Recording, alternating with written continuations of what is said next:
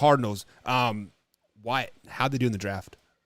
Well, first off, I would like to say I feel like I've been pretty easy on a lot of these teams on their drafts. Yeah. But I will tell you, this division right here is the one where I'm not going to be easy because only one team and this division got better in this draft. Every other team did jack squat, nothing, nada.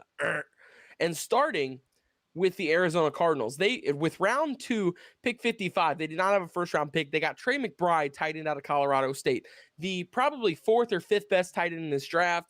And I don't really even think they needed a tight end that much. I mean, they possibly needed some depth, but I don't think McBride is what you needed there. I think there's plenty of other things like offensive line, some defensive positions to add to here for this team.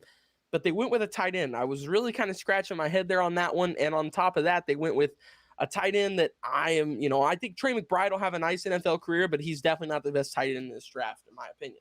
So right there off the bat, they're already one step down. And they did acquire Marquise Brown. So that was nice. And like I said, I'll give him a bump up for that. But they also, I'm looking here. They re-upped their contract with Max Williams, their tight end. I just saw that. So there was no point for that pick. Now that I didn't even know they got Max Williams back. So there was no point for it. So anyway, so moving on here, they got Cameron Thomas and Myjai Sanders, edges out of San Diego State and Cincinnati.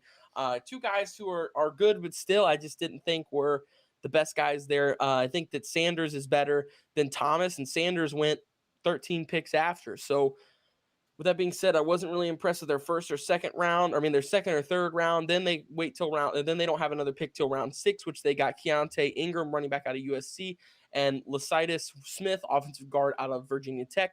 I do like Smith. I think Smith could be influential for this team, and I think in a couple of years he could be a starter for this team. Because like I said, I know I've said it 100 times. I'm going to keep saying it. This offensive line draft was really deep, and I think that he is a really good offensive lineman.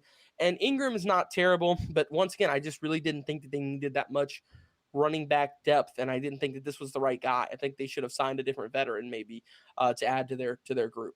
Then they go with Christian Matthew, DB out of Valdosta State, Jesse Lukita, linebacker out of Penn State, and Marquise Hayes, offensive guard out of Oklahoma, all those in the 7th round. Just depth guys, but still kind of felt like it was a little bit of a reach on a couple of them. I don't mind Hayes. Lukita's okay, but I really felt like Matthew was kind of a reach. I didn't expect him to get drafted. So with that being said, I really was not impressed with their draft. I was going to give them a D, but because they at least traded and got Marquise Brown, I'll give them a C-. Yeah, pretty much the only thing that saved them was that trade on draft night, which surprised everybody, right? But that was definitely the theme of the draft, was trade.